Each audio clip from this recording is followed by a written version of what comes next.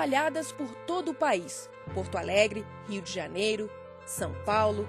Em Curitiba, é esta pequena rua que presta homenagem aos heróis anônimos que defenderam o Brasil na maior e mais sangrenta guerra da história sul-americana. Sabe quem foram os voluntários da pátria? Sim, que lutaram na Guerra do Paraguai. O conflito começou em 1864. O Paraguai era uma potência econômica no continente e o ditador Francisco Solano Lopes queria obter uma saída para o Oceano Atlântico através dos rios da Bacia do Prata, área sob o domínio do Brasil, Argentina e Uruguai. Na época, o único acesso do Império Brasileiro com Mato Grosso era por rio, passando por Assunción. E foi na região da capital paraguaia que as tropas de Solano Lopes atacaram pela primeira vez. Assaltaram navios que estavam fazendo guarda no Rio Paraguai e, mais do que isso, invadiram esse território, assim como invadiram territórios gaúchos e, particularmente no Mato Grosso, onde havia pouca comunicação com o resto do Império, eles fizeram barbaridades típicas de início de guerra, isso em fim de 1864. Enfim, barbaridades clássicas, né? Estupro de mulheres, invasão de propriedades, roubos, assaltos, enfim. Essa ofensiva paraguaia gerou um sentimento patriótico no Brasil. Para aproveitar este sentimento de nacionalismo e reforçar o exército brasileiro, que era pequeno e mal organizado, Dom Pedro II criou o Corpo de Soldados Voluntários da Pátria.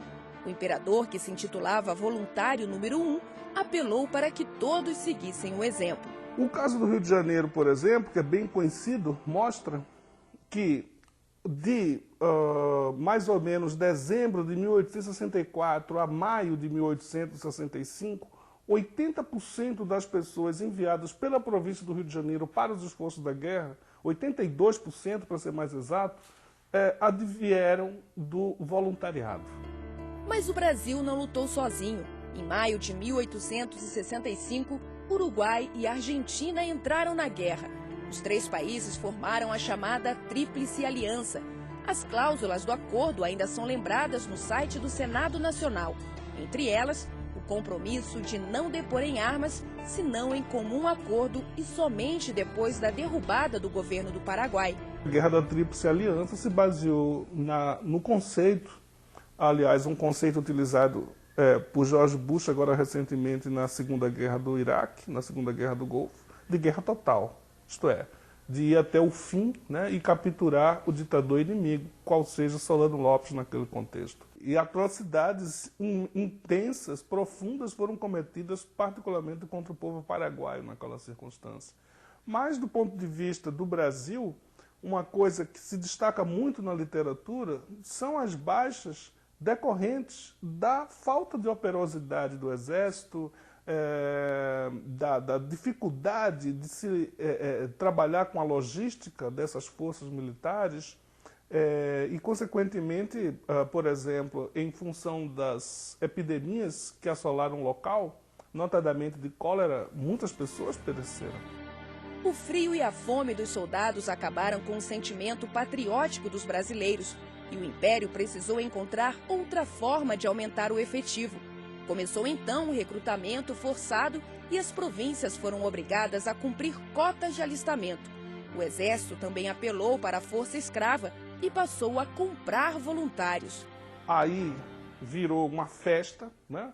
Porque muitas pessoas resolveram se livrar dos seus escravos indesejáveis, dos seus escravos mancos, dos seus escravos estropiados e conseguir altos preços. Não apenas as pessoas vendiam escravos, e muitas vezes por um preço superfaturado, mas muitas vezes em função do recrutamento do seu filho, dava-se um escravo para que o seu filho não fosse recrutado para a guerra.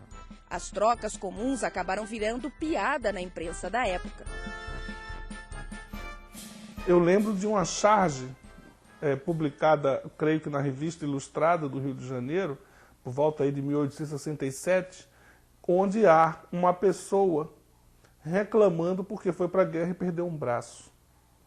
e um senhor de escravos do lado dele, com 2 escravos ao seu lado, diz para ele: você está reclamando porque perdeu um braço na guerra? E eu que vou perder 4. Referindo-se aos 2 escravos que estavam ao lado dele. A Guerra do Paraguai só terminou em 1869, com o Paraguai praticamente dizimado. Calcula-se que entre 70% a 80% da população masculina adulta do país morreu no confronto. O Brasil conseguiu manter o domínio da área invadida, mas contraiu uma imensa dívida com a Inglaterra, que patrocinou os exércitos da Tríplice Aliança. No Paraná ainda restam outras marcas da época. A atual Rua Comendador Araújo foi construída durante a guerra como um acesso alternativo ao Mato Grosso. Além disso, com o retorno dos soldados, foi criada a primeira colônia municipal de Curitiba. Lotes de terra da região onde fica o bairro Pilarzinho foram doadas aos ex-combatentes. É a história desses milhares de brasileiros lembrada na Rua Voluntários da Pátria.